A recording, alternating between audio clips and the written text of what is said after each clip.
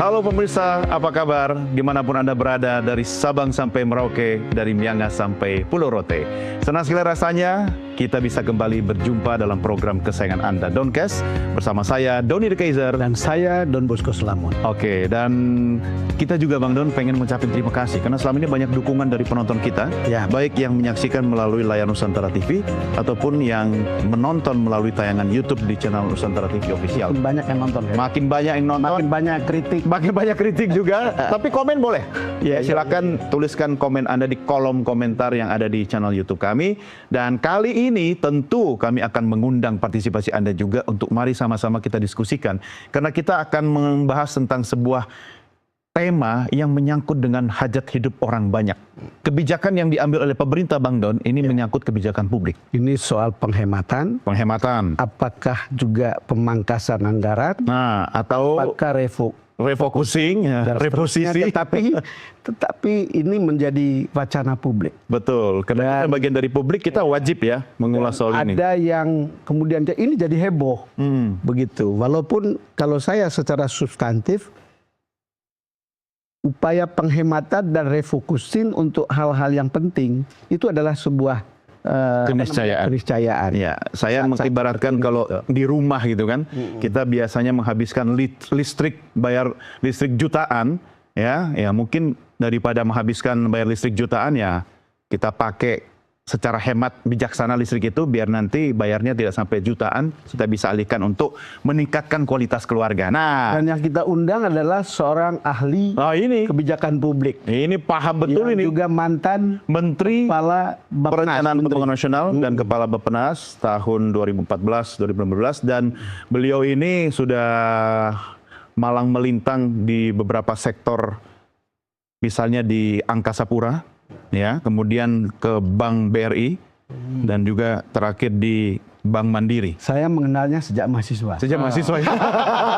Saya ingat tahun 87, saya sudah atur di gondang dia lama. Oke. Lalu kemudian Bagaimana beliau ceritanya? dan teman-temannya datang ke situ untuk melihat penerbitan, aktivitas redaksi, ya. jurnalisme. Oke. Jadi itu saya tahu.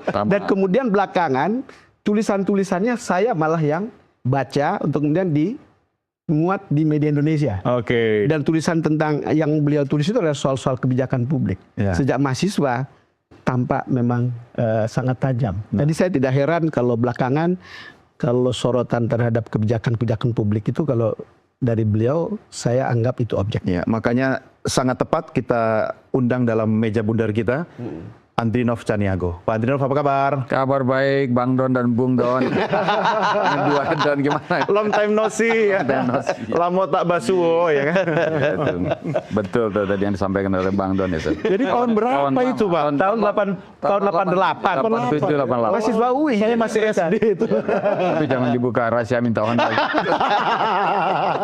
Minta honor lebih cepat ya.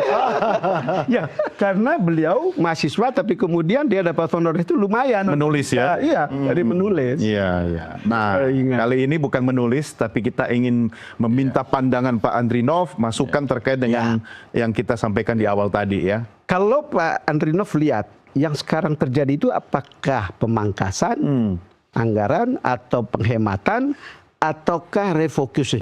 Dua terakhir itu, karena Dua terakhir. Pertama dia refocusing, karena apa? Karena jumlah agregat kan tetap nggak disinggung. Jumlah agregat tetap. Kan nggak disinggung-singgung, itu akan diturunkan. Artinya defisit nggak akan dikecilkan. Artinya total rencana anggaran tetap sekitar 3.300-an. Iya. Ya.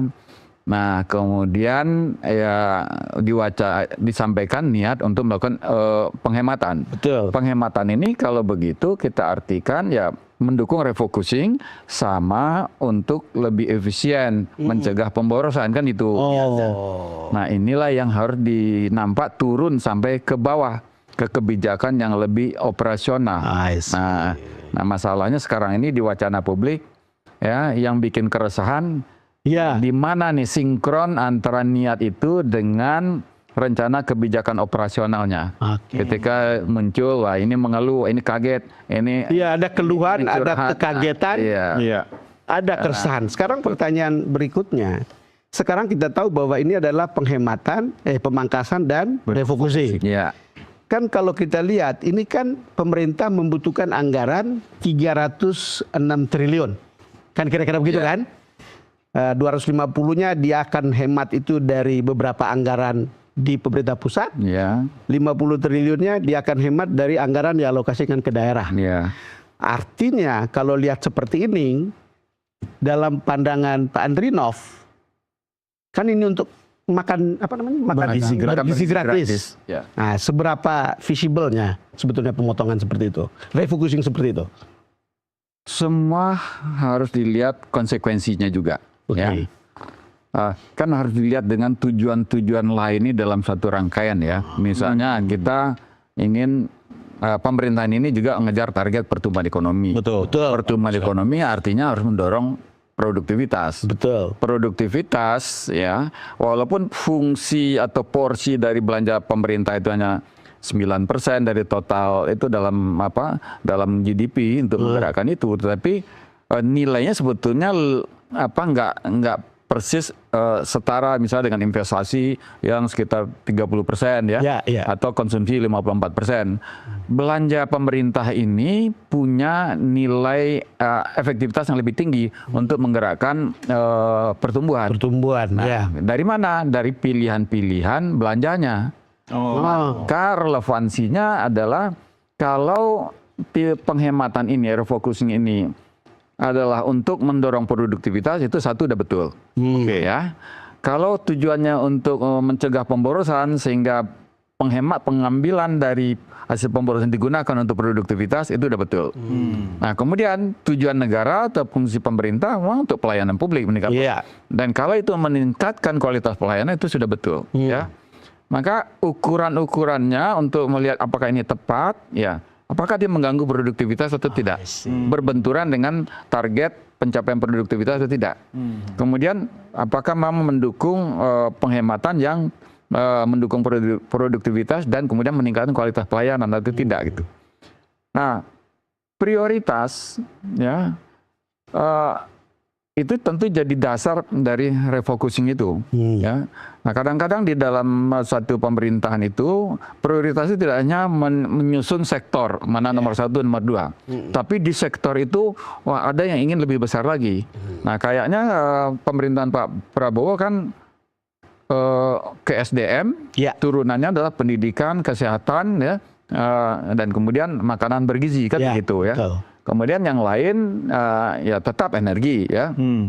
Kemudian pemerataan wilayah tetap jadi prioritas ya. Nah, mungkin yang jadi masuk prioritas yang sebelumnya di masa sebelumnya nggak masuk itu soal pertahanan. Ya, ini masuk dalam salah satu dari 7 prioritas itu. Nah, sekarang kita lihat kalau belanja pertahanan ini yang jadi menjadi perhatian besar, kemudian mendapat alokasi yang besar, ya harus dilihat lagi. Ya, kita penting ya karena memang hasil identifikasi sistem pertahanan kita, alutsista kita ya. Tetapi kan masalahnya belanja alutsista ini memang nggak ada dampak ekonominya ke dalam, ya kan?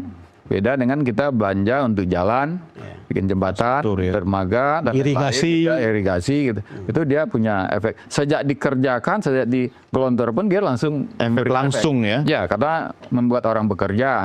Kemudian setelah proyek itu selesai, mendorong produktivitas seperti itu. Sekarang pertanyaan berikutnya, kenapa kemudian tiba-tiba orang resah ketika ada masalah apa gitu, sampai kemudian orang merasa wah ini kok jadi begini gitu. Ya, karena sementara tadi Pak Andrinov bilang sebetulnya agregat. APBN kita nggak berubah angkanya. Nah, masalahnya itu kan kalau kita lihat karena pemerintah menyebut porsi yang memang menimbulkan tanda tanya, menimbulkan shock ya. Misalnya kalau Kementerian PU benar mau dipotong 80%, itu jelas menimbulkan shock. Tidak hanya di kalangan internal Kementerian PU, tetapi di masyarakat ya yang selama ini mengeluhkan jalannya rusak, jalan nggak diperbaiki, mengeluhkan jalannya belum dibangun, ya, melewati tanah becek, ya, debu kalau musim kemarau.